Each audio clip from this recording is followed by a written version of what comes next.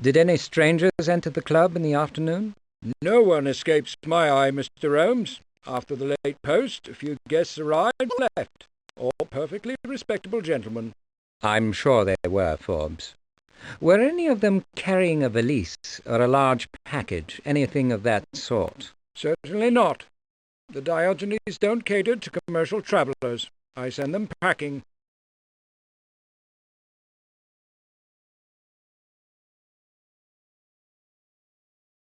This fellow is too eager to assert his authority, Watson. He's as willful as a mule, but not as smart. I wouldn't mind taking him down a peg if the opportunity arose. If Forbes continues to be obstructive, Watson, will you distract him? With pleasure. We can't have him hovering. Listen for my sign. I'll start jabbering incoherently. But how will I recognize the sign, Holmes? I just said... Oh, very amusing, Watson. Very droll.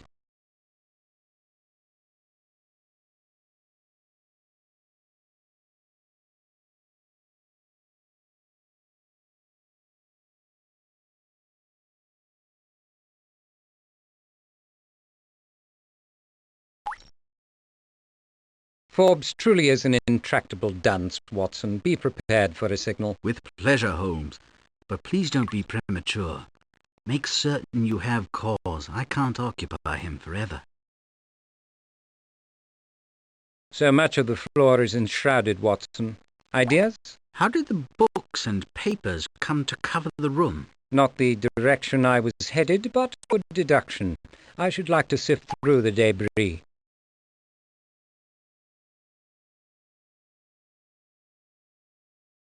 Watson, might I have a word? What is it, Holmes? Do you see a way to dislodge that particular beam without loss of life or limb? Remove it from a distance. But Forbes will be unhappy if you interfere with that pile. Then he must be distracted. Watson, I was just thinking of that embalmed armadillo.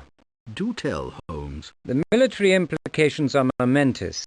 Impenetrable armor plating, low to the ground. Indefatigable diggers. Perhaps they could be bred larger and taught to fire a cannon. I'll get on to the War Department, shall I? You might analyze the shelves.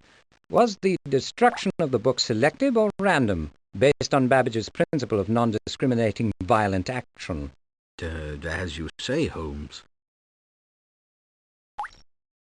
Excellent, Watson, excellent. Just a moment, Doctor. I'll superintend your activity. Mr. Holmes appears to have gone daft.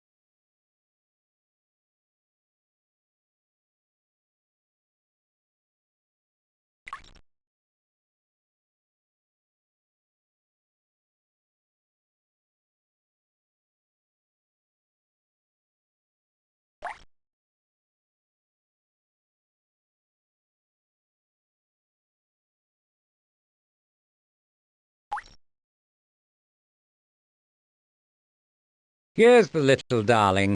Unexpected and therefore most interesting. But an expert would find it even more illuminating.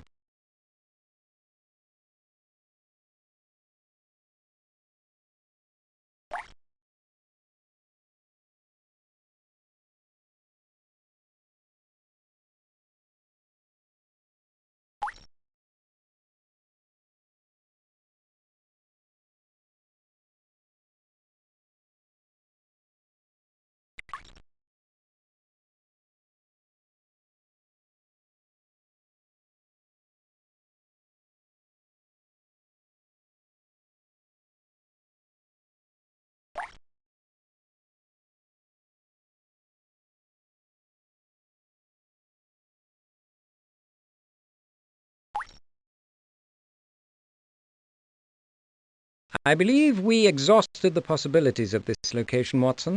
I hope that you have taken more away from here than I. The fumes are making me woozy.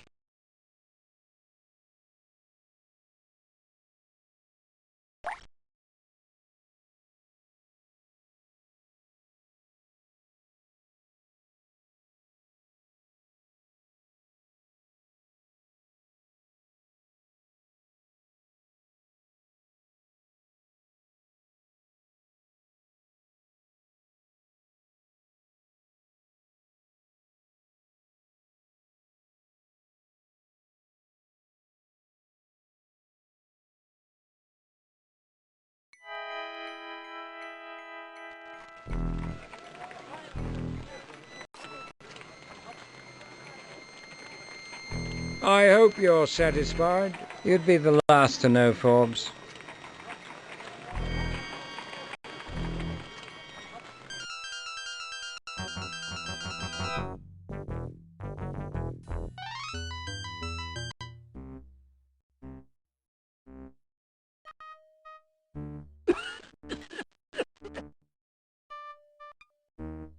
Matron, I would like to see my brother, Mycroft Holmes. Your desire and hospital policy do not happen to coincide. Hospital policy be damned. He's in a precarious condition. Language, Mr. Holmes. Don't make me call the police. Why this animus? Is it that incident with the bedpans? Do you still hold a grudge for that student prank? Assume what you will. Your tenure here was mercifully brief. The medical profession lost nothing when you left us. No need to be insulting, matron. As neither of you have any official standing here, please move along.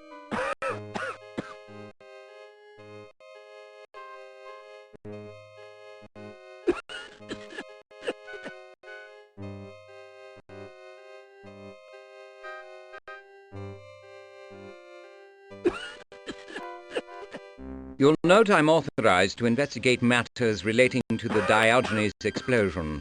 It's nothing to me. The inspector has no standing among my charges, the quick or the dead. In any case, this is a solicitation for cooperation, not an order. A person in your position should not be guided by prejudice, matron. You've never thought much of my judgment or my authority, Mr. Holmes. Now, if there's nothing more, please leave. I ask again, in a civil manner, for permission to see my brother. I am his only relation. I cannot allow sympathy to shift to my judgment. Mr. Holmes will not expire any time soon. There's no need to disturb him and transgress hospital regulations. That tears it, Watson. It's war.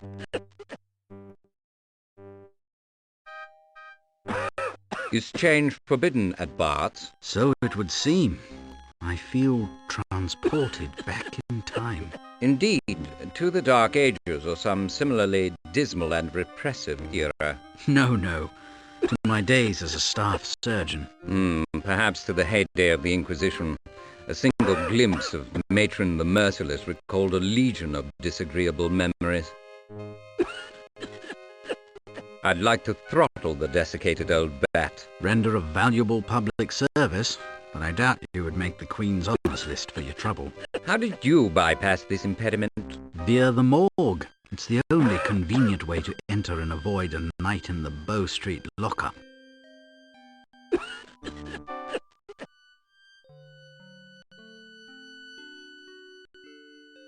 I trust you have no objection if we visit the coroner.